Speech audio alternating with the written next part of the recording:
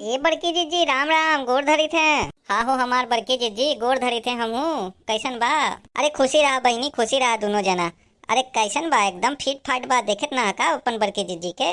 ए हमार जीजी तू तो हमेशा फिट एंड फाइन रहल हा। आई जीजी ई बजरिया में कहाँ घूमत हो?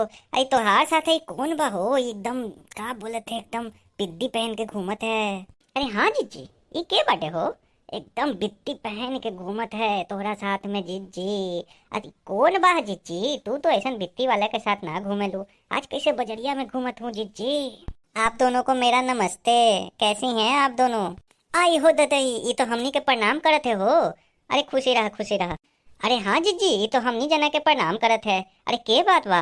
अरे तोरा कोनो परिवार में बा का जीजी? अरे खुशी रहो बच्चा। अरे ना पहचानिए ना तू दोनों? अरे मॉडर्न बा मॉडर्न, बिलाय से पढ़ के आयल बनी। ये हमार पुतोहिया के बहिन बाटे ना। ओ हमार बड़की जीजी ये तो हार पुतोहिया के बहिन बाटे। तभी हम सोचली कि बित्ती पहन के कौन घूमेला बड़की जीजी के साथे में। ये जीजी ये कहाँ रहेला हो? हाँ बड़की जीजी ये कहाँ रहेला? इनका बारे में तो हम सुनली कि तोहार पुतोहिया के जो बहिन रहे ना वो लंदन में पढ़ाई करे, लंदन में। अरे हाँ दखिना, हाँ हाँ लड़का तू दोनों बिल्कुल सही सुन रहे। अरे लंदनिये से तो पढ़ाई करल है, अभी छुट्टी में आयल बाटे तो अपन बहिन से मुलाकात करे आ गइल बा गाँव। यहाँ आए के बाद ये बउआ बोले कि चला ना हमरा के मम्मी जी गाँव तनी घुमा दी। गाँव में कहाँ कहाँ कुछ खाए पिए के अच्छा अच्छा सामान मिली तो घुमा दी। तो हम इनका के कहली कि गाँव में एके गो तो पैसा फेमस बा हमर, टकलू के चाट फुचका। हाँ हाँ मम्मी जी मुझे चाट फुचका बहुत पसंद है। लंदन में तो मुझे मिलता नहीं था, मैं तो खाने को तरस जाती थी। इसीलिए मुझे गांव का चाट फुचका खाना है। मम्मी जी प्लीज मुझे खिलाइए ना।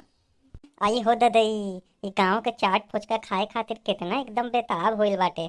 ये जीजी ये टकलुआ के तो चाट फुचका बहुत तीखा बाटे। ये बिटिया बर्दाश्त कर पाई कि ना? हाँ जीजी ये टकलुआ बहुत तीखा बनावत है। आई बेचारी बित्ती पढ़ के आयल बाटे लंदन से। आई खैया कहीं इनका से बर्दाश्त ना हुई त? अरे ना ना ऐसा कोनो बात नहीं थे।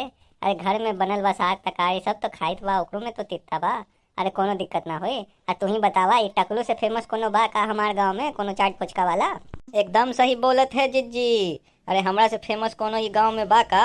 अरे जे एक बार हमरा हाथ के खा ली चाट फुचका वो बार बार खाए के जी करी ओकरा के। अरे टकलू अपन मुंह से काहे तब बड़ाई करत हो? अरे यही बात पे लगा दो तनी 4-5 प्लेट। यहाँ पे सब इतना देर से हमनी खड़ा है और तुम बैठल बाटे। चलो चलो जल्दी से एकदम झटपट एकदम भर भर के लगा दो फुचका। 4-5 प्लेट बनाए।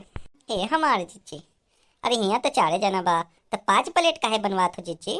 ठीक है जीजी अभी बना देते हैं 5 प्लेट फुचका। अरे हाँ हमारे जीजी 5 प्लेट काहे बनवावत हो? का बहनी तू सब भी हद करेला। अरे कितना दिन बाद तो चाट फुचका खाए का मौका मिलल बाटे। 1 प्लेट में हमरा का हुई? अरे 2 प्लेट हमनी लगी, 1 प्लेट तू सब लगी। आओ का वो का कहते है कि ए ददई फिर ऐसा मौका मिलिए ना मिलिए, तो बित्ती के खिलावे के चक्कर में हम लोग आ गए बानी। आई बिटिया ना रही तो फिर तो बहुत दिन बाद है ना खाए के मौका मिली। ये खातिर 2 प्लेट हम निपटा देम और बाकी 1 प्लेट तू सब निपटा दा। ए हमार जीजी तू कभू ना सुधरू। ठीक बा खा लिया 2 प्लेट। ए टकलू कितना देर करते हो, जल्दी से बनाई ना। यहाँ देखा था सब लोग खड़ा बाते, बिट्टी खड़ा बाते। अरे लंदनिया से तोहरा चाट फुचका खाए खातिर आए वाला। अरे पूरा गांव में पता चलिए तो तोहरा ऐसा ही नाम बढ़ जाइए, सब लोगन के भीड़ लग जाए, समझ लो कि ना। जल्दी जल्दी बनावा खिलावा हमनी के। अरे बस बस होई गवा अभी देते हैं। इला सब जना के प्लेट लग गई, अब मन भर के खा सब जना। ये हो बहनी हमरा तो देख के एकदम मुंह में पानी आवते हो। चला चला शुरू करा खाए जा सब। ओह माय गॉड ओह ओह कितना तीखा है। ओह माय गॉड पानी दीजिए पानी। ओह ओह ए टकलू कितना तीत बना देल बाटे बिटिया के प्लेट में। जल्दी से पानी देओ। अरे रुकी जा जीजी, अरे पानी बात का बिटिया अपना के गाली दे का? हाँ ओ माई कैले बाने। अरे तोहार माई के गाली देत हो जीजी, ये बिटिया के पानी मत दा। अरे नहीं मैं गाली नहीं दे रही हूँ, मैं तो बोल रही हूँ कि कितना तीखा है। अरे लड़का तू ना समझबू। अरे अंग्रेजी में बोलत है तो इसका मतलब का ओ माई गाली देते का कोई के माई के? अरे अंग्रेजी में बोलत बा बित्ती अपन के तीखा बाटे, तू काहे ओका पानी देवे खातिर रोक दे। ए टकलू जल्दी से पानी दही। अरे ठीक बा अभी देते हैं। अरे बिटिया आराम से खा, ये टकलू के चाट बा टकलू के। अरे एक में तनी तीखा मसाला होई ओकरे से तो मजा मिली चाट फुचका के। दम आराम से खा, चिंता ना करा।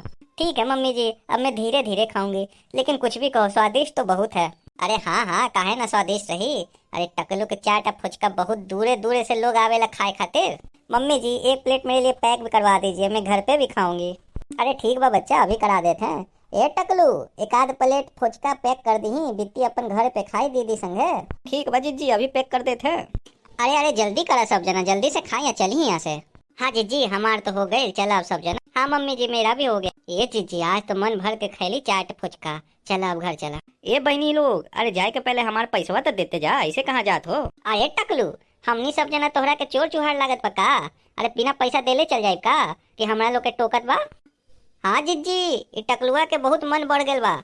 ई टकलुआ के हम लोग के पैसा मांगे के हिम्मत कैसे हुई। एको गो फुलका फ्री में ना खिलाई कोनो जना के, अब पैसा मांगे खाली पहले मुंह चिघाड़ लियो। ए टकलू दही जरा के पूत, एको गो फुलका फ्री में ना खिलायल बाटे सब जना के, अब पैसा मांगे खातिर पहले मुंह खुल जात है।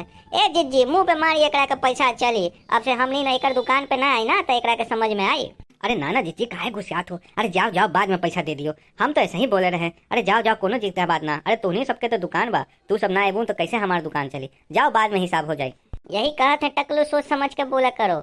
हमनी चाहे ना तो तुम्हारी दुकान पे कस्टमर आना बंद हो जाए। हम लोग रेगुलर कस्टमर बाटे, खाता पे चढ़ा दियो, अगला बार पैसा मिल जाए, समझियो कि ना।